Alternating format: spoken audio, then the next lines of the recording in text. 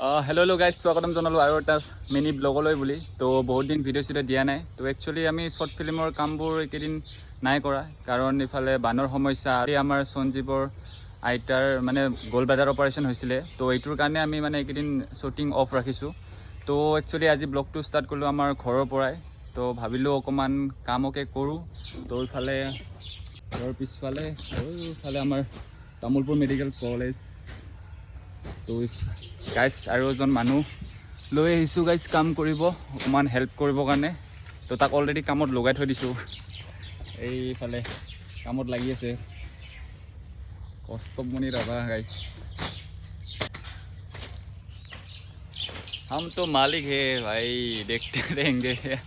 নাই গাইজ, ময়ো লৈ আছোঁ, অলপমান হেল্প কৰি দিম তাকো। তো একচুৱেলি চিনটো হ'ল গাইজ, এইখন হ'ল নতুনকৈ বনি থকা তামোলপুৰ মেডিকেল কলেজ। তো আমাৰ ঘৰৰ পিছফালে হয়, এইটো এটা বিল্ডিং। তো তাৰে পিছফালে এইটো আমাৰ ঘৰ গাইজ। তো গাইজ অকণমান কামবোৰ কৰি লওঁ, কি কৰোঁ কি নকৰোঁ আপডেটবিলাক দি দিম লাহে লাহে। তো বহুত দিনৰ মূৰত এটা ব্লগ লৈ আহিছোঁ আপোনালোকলৈ, তো চাই থাকক।